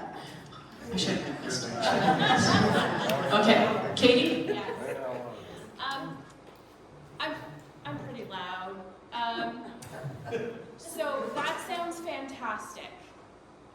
And I am so grateful to my friend Todd for seeing other alternatives and to slow the conversation down. I am personally concerned with how Bill C-15 is taking away environmental assessments and property owners' rights. So how would that factor into this conversation that could provide a potential alternative, but then there are laws that have just passed that the government wants to ram through? And before maybe you answer that, I also just want to say thank you for keeping a very measured and nonpartisan attitude and leadership in all of this. I think many of us have probably voted across all party lines in our lifetime, and it's hard to see this as a nonpartisan issue. So the fact that many of us have probably had some certain feelings towards the Liberal Party, but it is in fact sponsored today to have a good conversation, I'm very grateful to that. But if you could speak to Bill C-15 and how that might affect this, that would be great. Thank you, and I do appreciate that very much. I think it's important that we stop seeing the world in colors, at least colors on the political spectrum. This is about common issues that we all have, and there are ways we can work together. We'll leave the rest of it for election time. But with respect to C-15 and also C-5, so there's two bills there, one that deals with expropriation, one that deals with environmental assessments. As I understand the legislation with the environmental assessments, the prior legislation would have permitted a project to be stopped at an early phase, meaning that if the initial assessment said that this was something that just shouldn't happen at all, that it would have been stopped. With the major projects, instead the legislation says you can't stop it, but you do have to mitigate for it. So there hasn't been loss of taking these things into account and into consideration. With respect to the expropriation, again, I think that's a shortened timeline, and they potentially took out one phase where it would have involved negotiation. But they've said that they will do that negotiation. I think they've heard loud and clear what people are saying. Wade's farm, family farm, is split by the K&P Railway. And we've gone through expropriation. And I, as the family's in-house counsel, was the first one everybody ran to and went, oh my God, how do we stop the expropriation? And I had to look at them and say, if that expropriation is justified for the better public good, you don't stop it. But you don't give up trying to make your voice heard. And that's what they did. And they worked with the county that wanted it for the rail network and were able to work out crossings. And we did that because we approached it from a productive standpoint. I know it's instinctive to say no and just block it. The problem is that we end up at two extremes and we never move forward. So to move forward, we've got to go back to the square one and say, is this a justified project? That's what I did at the very beginning. I went through and said, as a major project, does it look like it would benefit the country as a whole? And I'm finding it hard to argue otherwise in light of current political situations, current economic situations, job markets, what I'm seeing for my kids, what we're seeing, going forward. And so once you get to that point, then you start to have to figure out, okay, how do we do this so that we don't affect as many people as possible, so that we can keep the impact to a minimum and we can mitigate. And so those two pieces of legislation, were they even needed to be done? I'm not even sure they were. I can't say, and I will say this, we have a democracy where we can have a difference of opinion in the same party. And not once have I ever gone to my potential colleagues and tried to come at it from a confrontational standpoint. I've used that diplomacy because I know it'll get us farther. And it takes more time, and it takes a hell of a lot of work. But if we're willing to do it and we think what we have is worth it, we can have those conversations amongst ourselves, and we're not precluded from doing that. And that's so important to remember, because I think what gets put out into the public realm doesn't seem like that. But there are connections and ways that inside our own party we can still have this conversation. And we don't have to be on the outs of them. I was asked in one of the town halls, why don't you run as an independent? Okay, I suppose we could try that. But I kind of think there's also an advantage to being part of the family. And that's what we are. We gotta keep remembering that in this country. We're neighbors, we're friends, we're family. And we need to sit down and find out why the other person's feeling the way they are and what we can do to help out. So I think from the legislation perspective, Katie, yeah, I think, if I were at the table, I'd be saying, please do the right thing, right? Do what you know is right. Talk with people, try to consult. The last thing these people want to do is bring in a team of lawyers. They really don't. It adds the project cost, it throws it up, it creates upset in public sentiment, and that's not what we're in the business of doing. And I've told that to the minister. I said, you want a nation-building project, not a nation-dividing project. And so we're at the end of the day, and I know there was a few other hands, but I'll stick around to answer those after if that's okay. I just want to again thank everybody, and again thank the association, our chair, Karen Simpson's here, and for them to have the vision to create this space, I'm very grateful for, but especially the experts. I just want people to know they were not paid for coming here today. They volunteered their time. And I have spent countless hours on the phone with them that they've volunteered. I'm used to watching a meter run, and anytime I have a question, they're available. And from the bottom of our hearts, thank you for giving a damn, and thank you for coming.